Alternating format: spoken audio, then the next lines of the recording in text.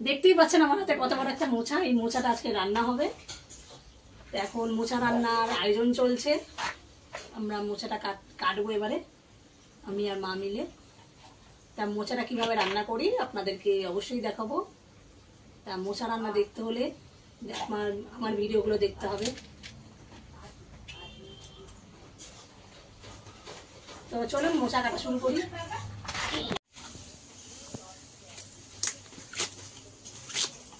এই যে মোচা কাটাকাটি চলছে। মোচা কাটতে অনেক ঝামেলা, অনেক সময় লাগে মোচা কাটতে।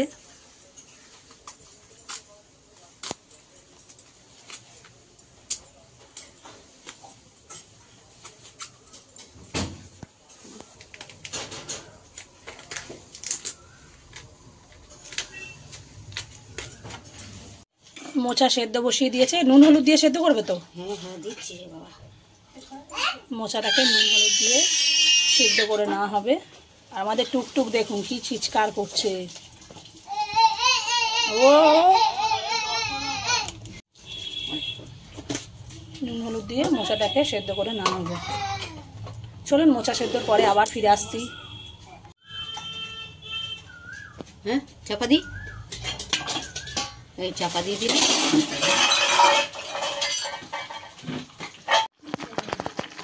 দেখতেই পাচ্ছেন মোচাটা সেদ্ধ হয়ে গেছে। আর মোচার জন্য এখানে মশলা রাখা রয়েছে। এখানে রয়েছে মশলাতে দেওয়া হবে আদা, রসুন, কাঁচা লঙ্কা। রসুন অল্প আছে, আদা আছে, কাঁচা লঙ্কা আছে। যেহেতু অল্প চিংড়ি মাছ ছিল সেটাও এর মধ্যে দিয়ে দেওয়া হচ্ছে, ওই কারণে অল্প একটু রসুন দেওয়া হয়েছে। এইভাবে রান্না হবে আমার মোচাটা। এই মশলাটাকে বাটা হবে।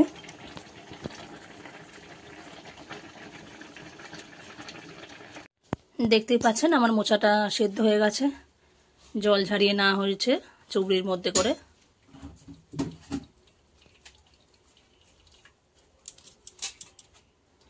মোচা রান্না করার জন্যে মশলা বাটা হচ্ছে। মশলাতে আছে আদা, রসুন, কাঁচা লঙ্কা।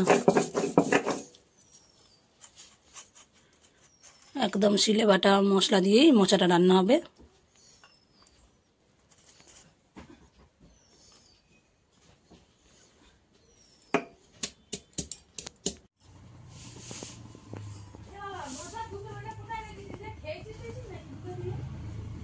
কড়াই তেল দিয়ে দেওয়া হলো।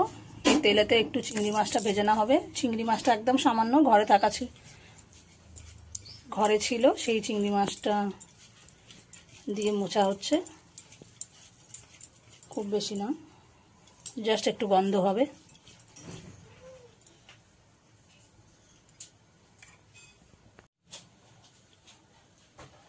চিংড়ি মাছটা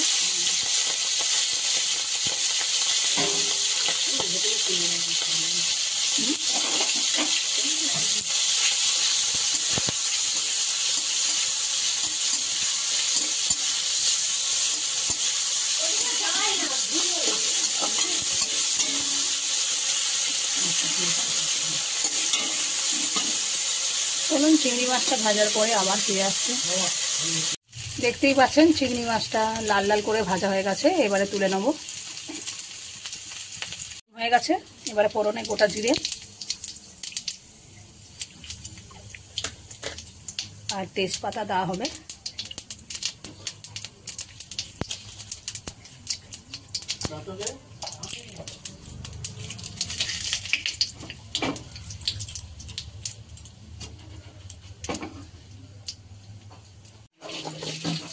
এবারে কেটে রাখা আলুগুলো ছেড়ে দেওয়া হবে, দিয়ে লাল লাল করে ভেজে নেওয়া হবে।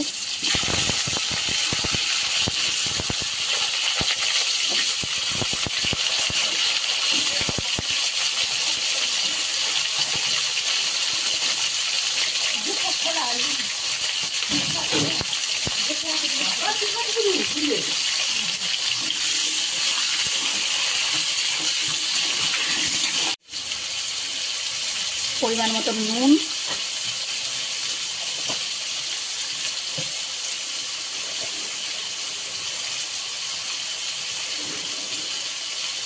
পরিমাণ মতন হলুদ, দিয়ে লাল লাল করে আলুটাকে ভেজে নেওয়া হবে।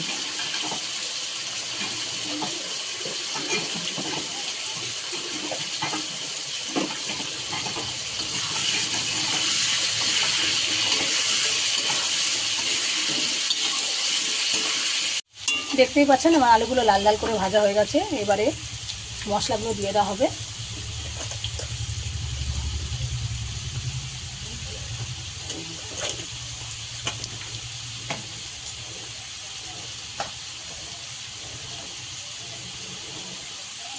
মশলাটা দেখি একটু দেখি। এই যে এখানে আদা, কাঁচা লঙ্কা, সামান্য রসুন, এটা আগেই দেখিয়েছি শিলে বাটা, এটা দিয়ে দাও। এখানে দেওয়া হবে গুঁড়ো জিরে,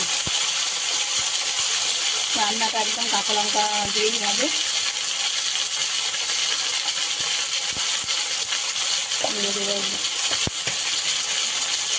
জিরে গুঁড়ো দিয়ে দেওয়া হলো। একটু কষানো হবে। কেটে রাখা টমেটোটাও দিয়ে দাও। কেটে রাখা টমেটোটাও দিয়ে দেওয়া হচ্ছে। আর এই রান্নাটা কালারের কোনো দরকার নেই। মোচা যেহেতু কষ একটু মানে কালো কালো হয়, আয়রন, সেহেতু কালারের কোনো দরকার নেই। ওই জন্য কাশ্মীরি রেড চিলি পাউডার একদমই দিচ্ছি না, কিন্তু কাঁচা লঙ্কা দিয়ে রান্না করা হচ্ছে। এবারে মশলাটা একটু কষিয়ে নেবো।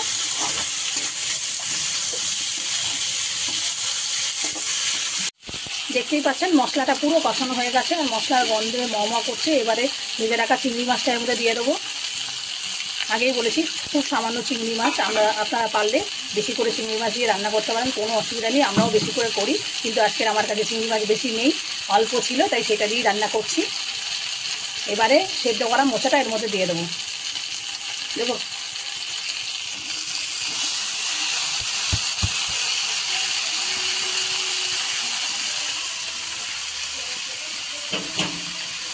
এবারে মশলাটাকেও একটু মশলার মধ্যে কষিয়ে নেওয়া হবে।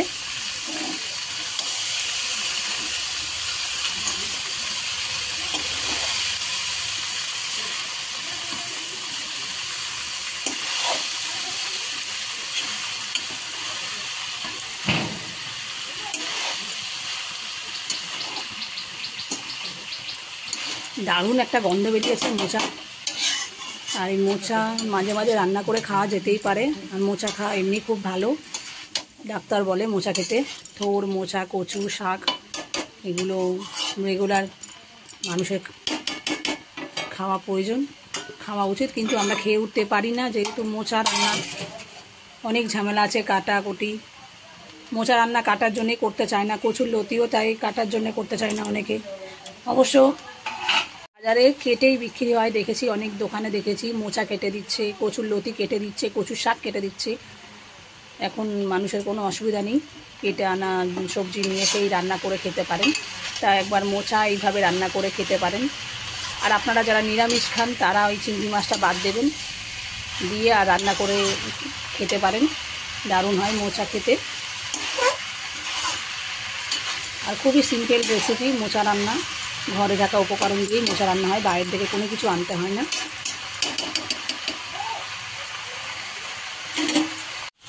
দেখতেই পাচ্ছেন মোচাটাও মশলার সাথে কষানো হয়ে গেছে। এবারে পরিমাণ মতন জল দিয়ে দেবো সেদ্ধ হওয়ার জন্যে।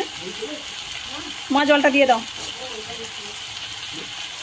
একদম পরিমাণ মতন জল যাবে, খুব বেশি জল যাবে না, শুধু সেদ্ধ হওয়ার জন্যে। মোচাটা শুকনো শুকনো হবে, তাই সামান্য জল দিয়ে দেওয়া হচ্ছে।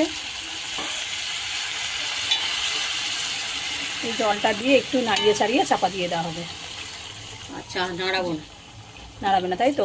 ওই জাস্ট সব কিছুই সেদ্ধ, আলুটাও ভাজা লাল লাল করে সবই সেদ্ধ, বাকি সেদ্ধটা এই জলেতেই হয়ে যাবে। 10 মিনিটের জন্য চাপা দিয়ে দেওয়া হবে। চাপা দিচ্ছি। হ্যাঁ, 10 মিনিটের জন্য চাপা দেওয়া হলো। 10 মিনিট পরে রেডি হয়ে যাবে, নামিয়ে তারপরে সামান্য মিষ্টি একটু গরম মশলা দেওয়া হবে, সেটাও দেখাবো। দেখতেই পাচ্ছেন আমার মোচা পুরো রেডি হয়ে গেছে। এবারে হলো স্বাদ মতন চিনি দিচ্ছে, ব্যালেন্সের জন্যে সামান্য, আর দেবে কিছু হাতে না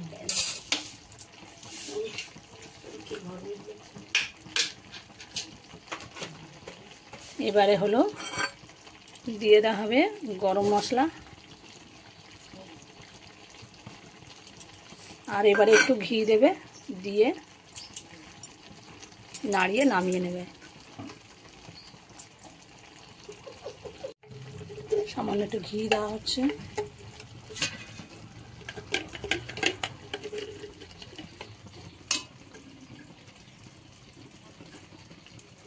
ঘি পুরো শেষের পর্যায়ে না, আবার নতুন ঘি বের করতে হবে।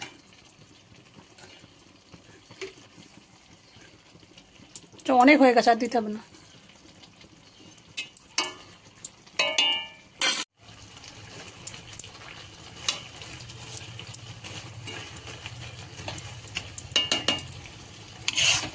আমার মোচা পুরো রেডি, দেখতেই পাচ্ছেন পুরো শুকনো শুকনো হয়ে গেছে। মোচা শুকনো শুকনোই করে, মোচার কেউ ঝোল করে না, একদম রেডি।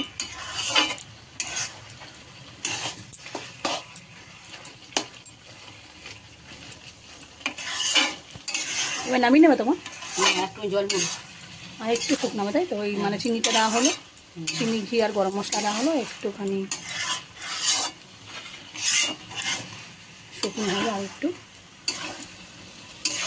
ঘিয়ের গন্ধে মমা করছে, দারুণ হয়েছে মোচার গন্ধ, অসাধারণ গন্ধ বেরোচ্ছে।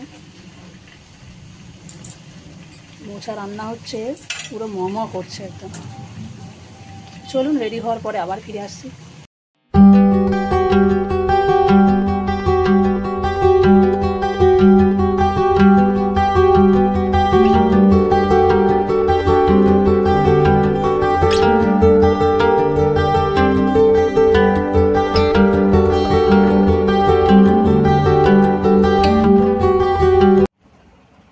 মোচার তরকারি দিয়ে ভাত দিয়ে দিয়েছি, আমার ছেলে খাচ্ছে।